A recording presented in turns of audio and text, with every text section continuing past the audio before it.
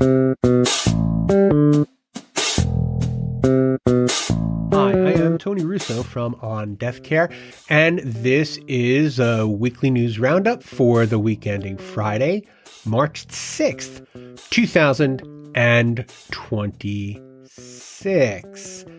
Plenty of fun stuff today. I want to just make another quick announcement because this is a good place to do it. I will be launching my next podcast next week, which is Tuesday, whatever day. I probably should have checked. But anyway, so keep an eye out for that on your feed. My first guest is going to be Tanya Marsh, and I'm going to talk about her in a little bit anyway. But I'm excited, and I am looking for guests if you have something to say, especially if you have something to say about the news. That is my primary goal for all of these podcasts, that they're informative more than promotional, let's say.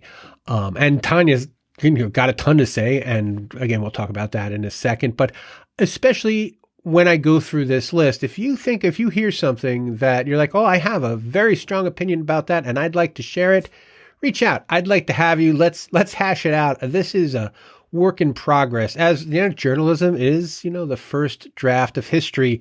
And I believe that, in my heart. So let's have these conversations and let's get this stuff figured out. But my first several, I have 3 recorded podcasts already, and they're all pretty good already. So I'm looking forward to continuing to have these conversations. But let's get into what I have for this week.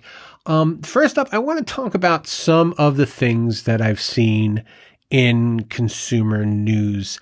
There were 3-ish pieces that made me really want to have kind of an extended conversation about how you guys, the funeral directors, funeral homeowners, industry people in general, deal with consumer news. The first one was an editorial cartoon from the Canton Repository.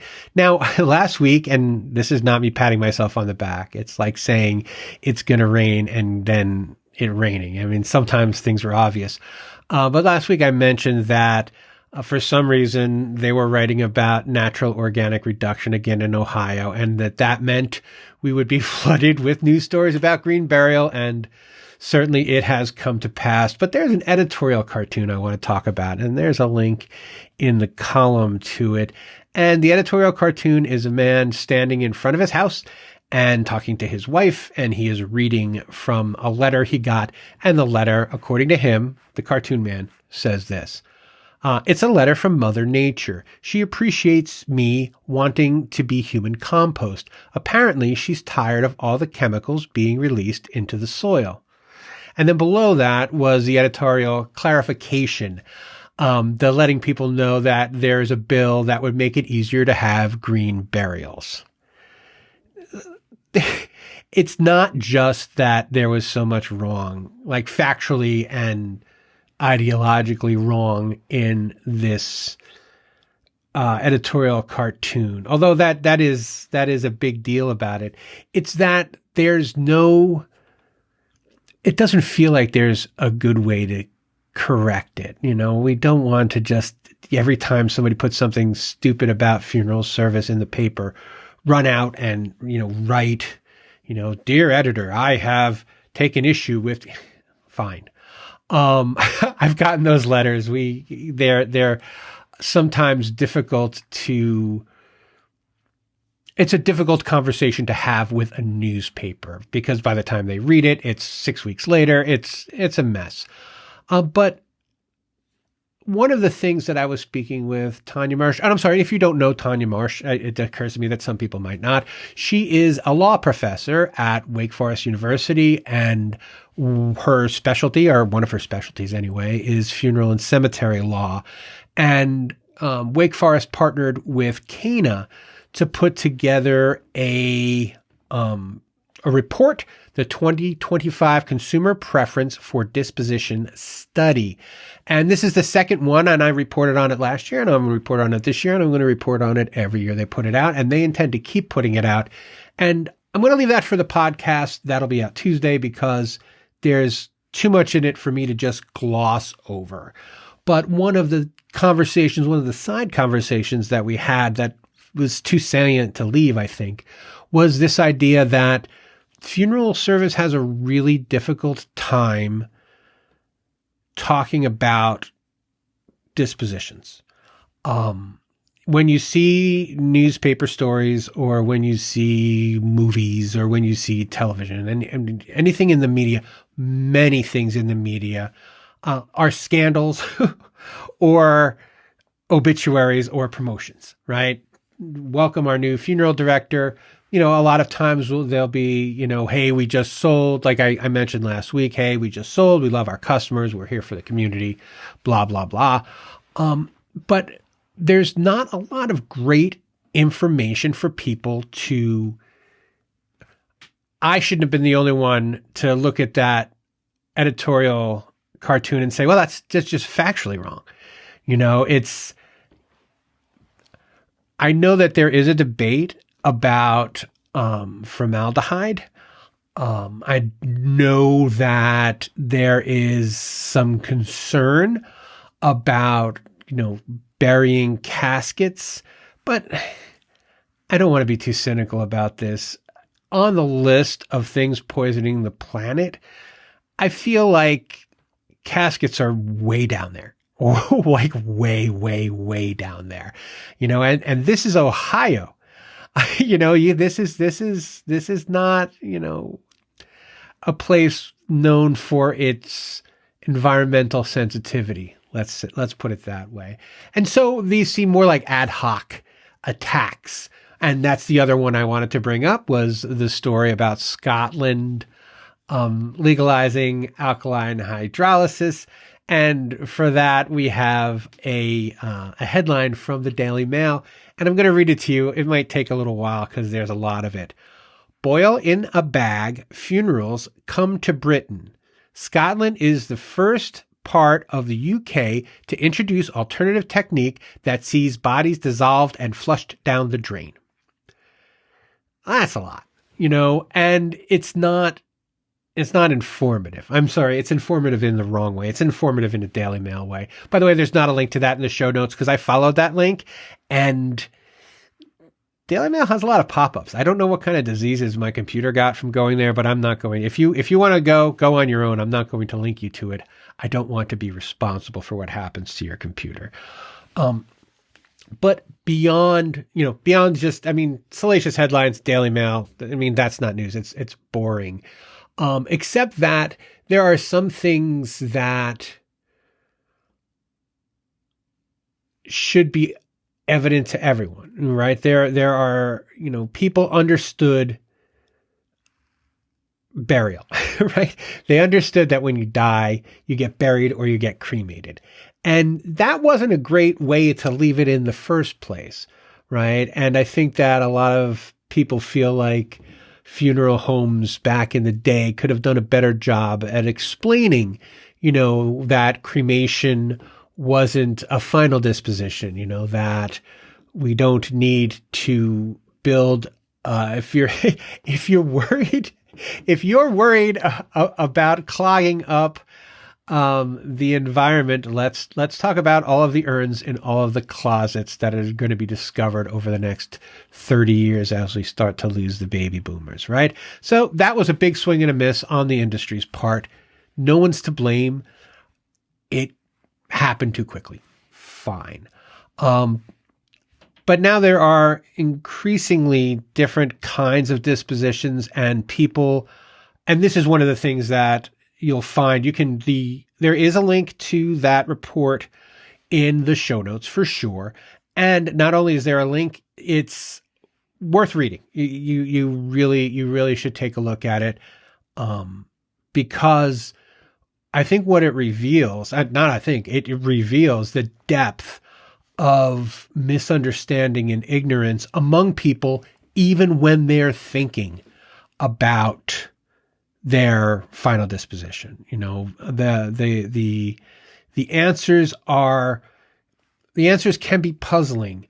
But one of the things that we talk about in the podcast, one of the things I'm going to tell you about now, I guess, is that there's a problem with understanding. And so you went from people who are ignorant in the arrangement room to people who are either ignorant or confused in the arrangement room. And, that is not a great place to have to do the education. I'm not telling you guys anything you don't know. What I am asking of you and of me is to let's think about ways that can be altered. One of the things that I see a lot of, lunch and learns when I'm going through my million Google alerts. I see obituaries. I see lunch and learns. I occasionally see death cafes. They're usually not by funeral homes, which is not a dig or an accusation. It could just be, my lack of looking. But one wonders whether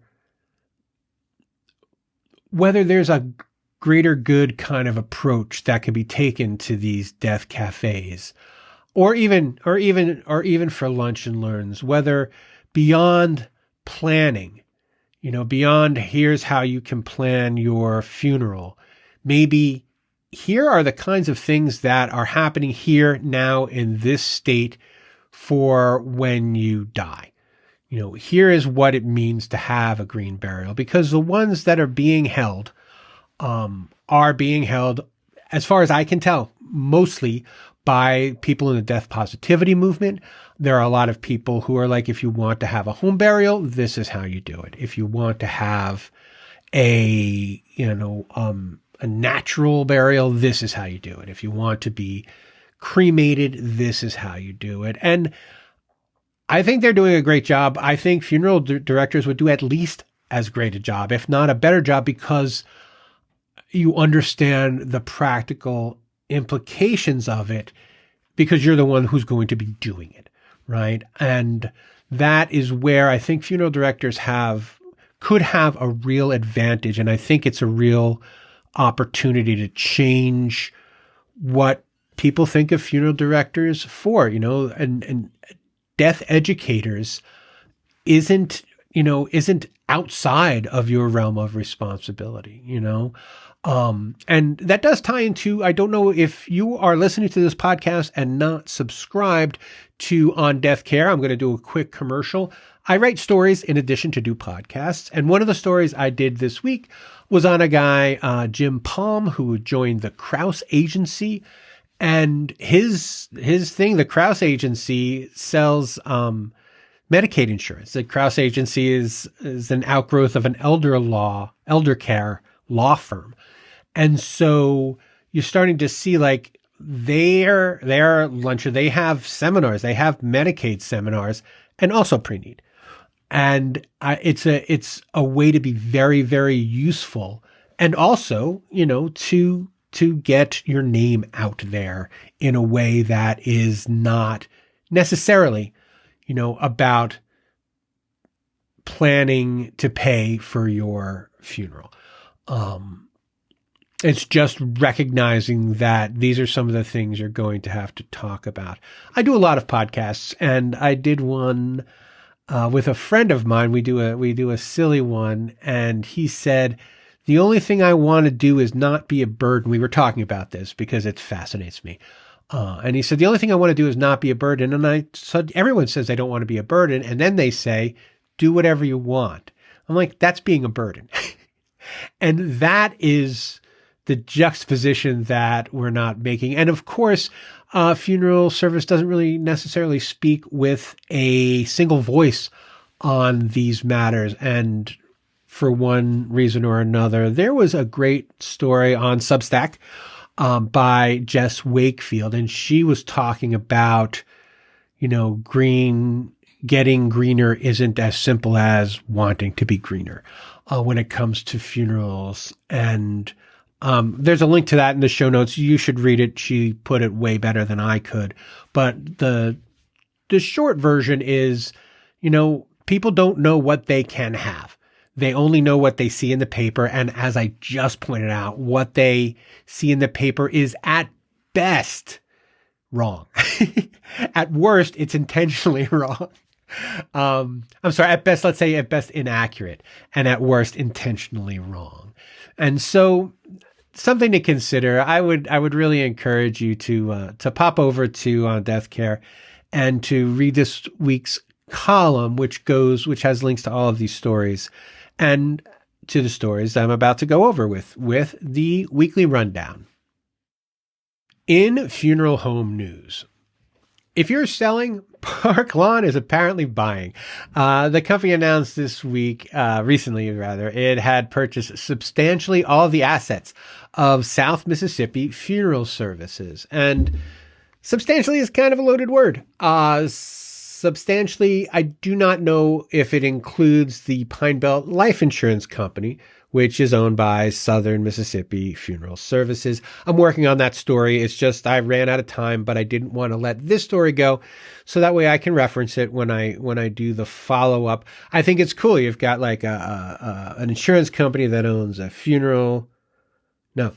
insurance company that owns a funeral home company that owns an insurance company. It's very Russian. So we'll look into that and we'll see what those implications are, hopefully early next week. But for now, I figured I would give you the heads up. Sanders Funeral Home in Eureka and Humboldt Funeral and Cremation Services in Humboldt closed about a year ago when the employees tried to unionize. Guy Saxton, the then owner, claimed at the time that it was because the crematory needed too much work and he was losing too much money. It had nothing to do with the fact that the employees were trying to unionize. I looked into that at the time, and I believe I reported on it. I remember it. So the deal was for a cemetery. Guy Saxton owns a bunch of cemeteries. He's from Pennsylvania. He's not from Northern California. Well, I don't know where he was born, but he's based in Pennsylvania. And I think that it appears to me that these funeral homes kind of were part of a cemetery deal, and it wasn't the business that he wanted to be in, and certainly the unionization didn't help. But anyway, so he shut them down and said they couldn't be run. And they recently reopened.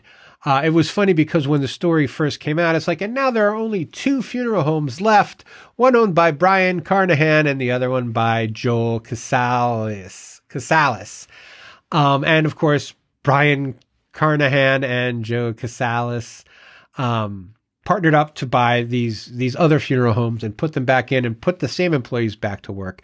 And I'm glad for them, and I wish them well. And this is another story that I'm trying to get a few more of the details on. But again, when we're talking about the media, as I mentioned before, it's a tough sell. I don't blame the on-the-ground reporter for not connecting those dots, but they're dots that easily could have been connected. And again, a conversation among the people could have been had, right? But instead, what the people got is, oh, well, the crematory is broken and funeral homes can't make any money, and so they're leaving town. Again, maybe at best inaccurate. At best inaccurate is what I want to say about that. And these are the opportunities these are other opportunities, as I was mentioned, that are possibly being missed. Zalo Wilson, the Indiana funeral director accused of stealing more than $500,000 when he owned the Wilson Shook Funeral Homes, was apparently on the lam because this week he was arrested in Maine. The Indiana police say they continue to get complaints from families and may add more charges to his 64-count indictment. A Pueblo County judge has awarded a $3,000 small claims judgment to a woman named Linda Cerna against Davis Mortuary and its owners, the brothers Brian and Chris Cotter. You may remember them from being the owners of a funeral home where 24 decaying bodies and unattached human remains were found in a secret room, some of which had been there for up to 15 years. Brian was the Pueblo County coroner until this oversight was discovered. Chris didn't show up for the event, for the trial, and Brian argued, which I love, that since the mother was the one who paid for the cremation that she didn't get, Linda didn't have any standing to sue. This is over $3,000, which I absolutely love. I mean, she was not going to see it. I mean, hopefully she'll see it, but the judge essentially said, well, yeah, you win, get in line. The state has spent like $750,000 investigating and prosecuting this crime. There's a company called Alaska Natural Burial that's fighting to open a 10-acre natural burial site in Rabbit Creek, which is a preserve not far from Anchorage.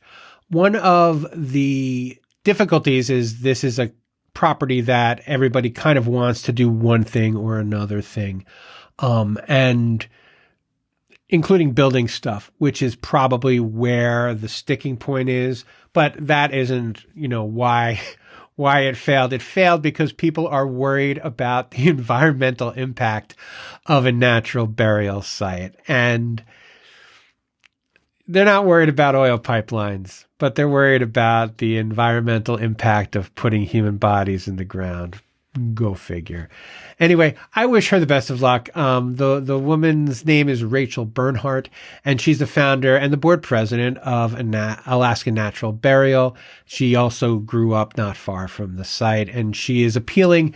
She's going to do her best to educate the board about the board that's in charge of this, about the positives of and the lack of environmental danger that comes with natural burial. Maryland lawmakers are pushing for legislation to address a historic injustice at the Cheltenham Veterans Cemetery, where researchers discovered a burial site filled with the graves of Black boys from a state-run facility. The proposed legislation would establish a commission to investigate the site and create a public report by the end of 2029.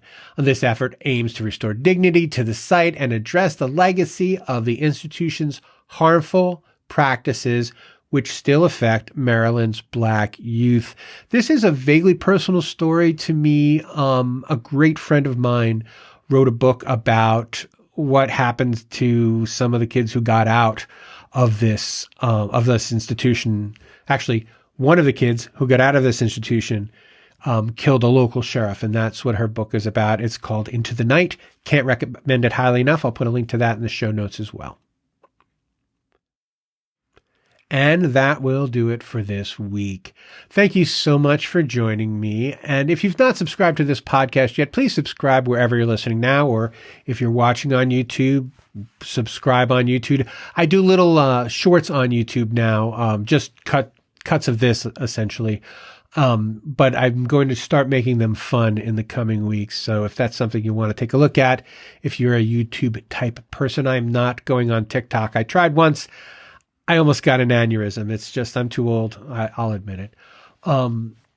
Also, if you've not subscribed to On Death Care, the newsletter, I'd appreciate it if you did. It is a free newsletter. I publish 2 times a week, sometimes 3, depending if there's breaking news. There was a really interesting breaking news story about veteran cemeteries this week that I published, and none of it is behind a paywall. I do have a bonus post that I make on Sundays for paid subscribers, and it's really just a preview, it's really a preview of the stories for the coming week, and it supports my work. This is my job. I love doing it.